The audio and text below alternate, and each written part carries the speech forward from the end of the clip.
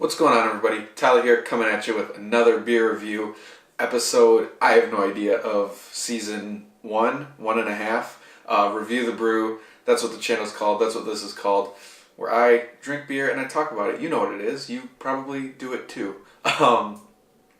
Anyway, I know I've been gone for a while. Personal things, whatever. I took a break. Now I'm back. I plan on doing one beer review a week. Sounds like a good plan to me. I just miss kind of honestly talking to you guys, to the camera, in the comments. I just miss that. So I'm going to be trying to do one beer review a week. Some cool beers, Michigan, non-Michigan, whatever I'm feeling like reviewing, I guess. I don't know if I'm going to do... I don't know if it's season 2 because I don't know if I'm going to have a whole nother like intro. I don't know. I don't really have any ideas. It's kind of the dead of winter here in Michigan, so I don't really have that many great ideas going right now. If you're from Michigan, you kind of know what I'm talking about.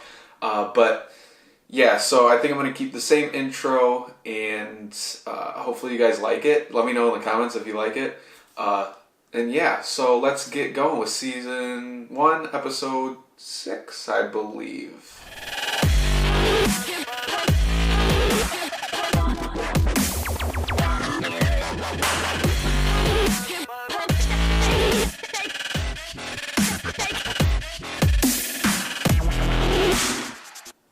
Alright guys, so episode 6 here, kicking off season 1.5, whatever, is a good beer. It just came out, very big-ish release. It used to be a lot bigger, honestly, a couple of years ago, but now it's pretty widely available. It's Bell's Hopslam.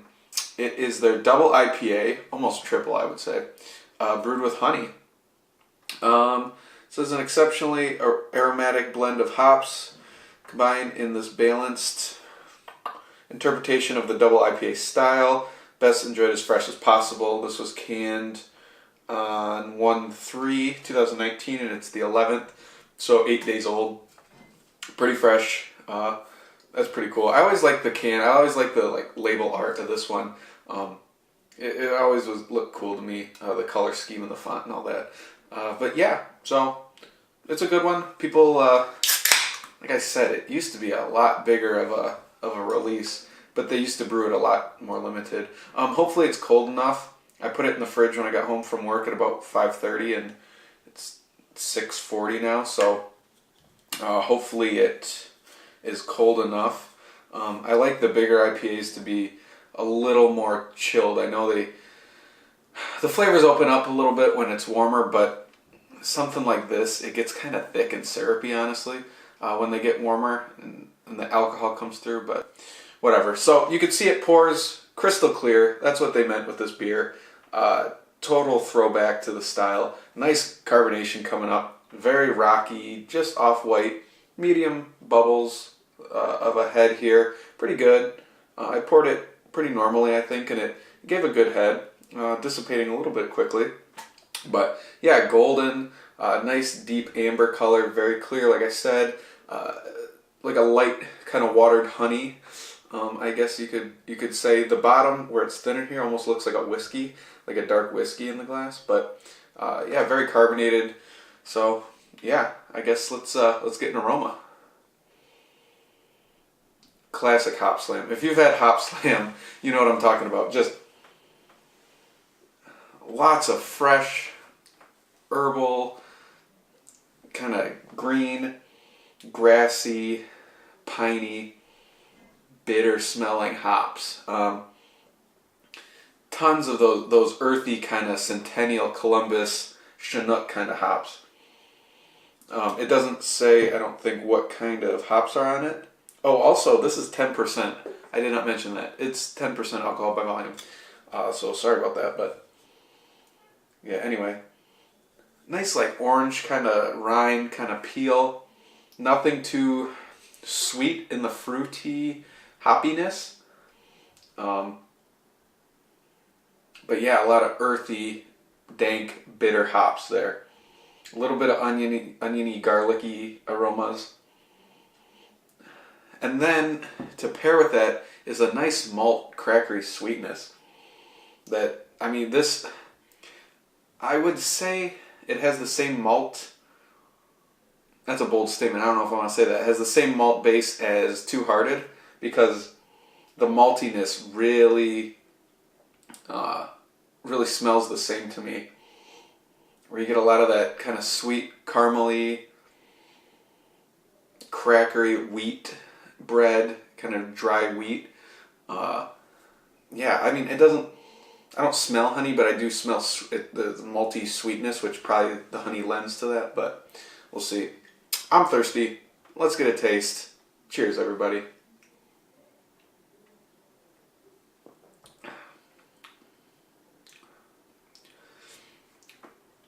Not bad temperature, like I was worried about before. A little warm. Alcohol is is present in this. It doesn't hide the 10% at all. A lot of beers do, where you're like, whoa, that's so high alcohol. I don't even taste it. This one, yeah, you're like, that makes sense.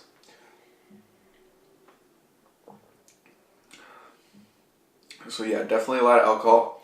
Very sharp kind of hop bite right up front. It's bright and citrusy, not overly sweet citrus, like all these IPAs are used to, but it's a grapefruit, lemony, orange peel brightness to it. Yeah, like it's spritzy up front with that. Crazy amounts of that onion, garlic, dank, grassy hops throughout. It's not as heavy as I thought it would be. It's not as syrupy. It's not as like cloyingly kind of mouth coating sweet that I'm used to. Definitely more drinkable than in years past, I think. As far as that goes, I remember in previous batches it would be so syrupy and just coat your mouth that one can would be basically all you could handle. Because of all that syrupy sweetness. This year is pretty light and bright. A lot of nice white bread, kind of crackery malts, and you do taste the honey in this. At least I do. I don't know about you. Sorry, I'm not judging. But I definitely taste that honey right in that mid palate. It just sits on the tongue briefly and then goes down, and it's a nice honey sweetness. That's very pleasant. And then once that goes away, you're left with just dry, bitter, dank hops. Yeah, it's good. As I drink more, the alcohol isn't as prevalent. I don't know. I'm probably just getting used to it. First beer of the night, 10%. That might come forward a little bit more on the first sip, but.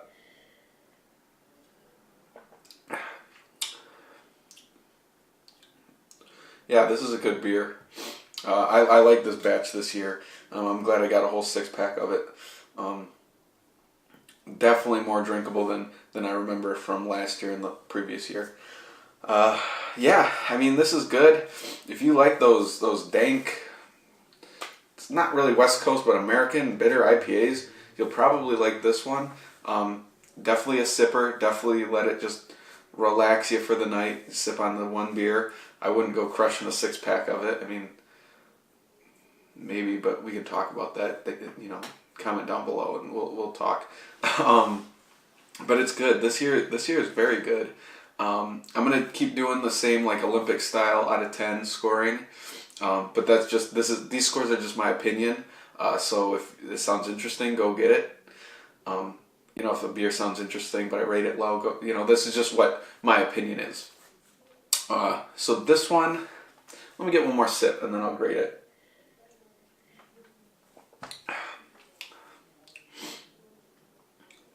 Good complexity to it. It's nice. The malt is a little bit there's a lot of crackery malt when you get that first exhale after the sip, which isn't super pleasant. It's a little, I don't know, but it's very good. I like it. 8.1. Pretty good high score. solid score. I really actually like this one a lot. 8.1 for me. So yeah, but that doesn't matter. What matters is what you guys think. Leave a comment down below. Have you had this year's? What did you think compared to previous years? Standalone as a beer. Let me know in the comments down below. Make sure to subscribe if you like this video and any of my other reviews. If you enjoy kind of how I talk and how I describe beer, make sure to subscribe. Share with your friends if you think they would like it. Give the video a thumbs up. I'm going to have links to all my social media, which is Review the Brew across the board: Twitter, Instagram, Facebook, YouTube. And I'll also have a link to Review the Brew sweatshirts and t-shirts too that I had made up. So go check it out. Thank you guys so much for watching. I really appreciate it. I'm glad to be back. Like I said, hopefully one a week. I think I can do it. It's fun. I miss you guys.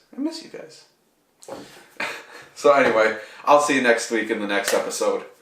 Peace. Later.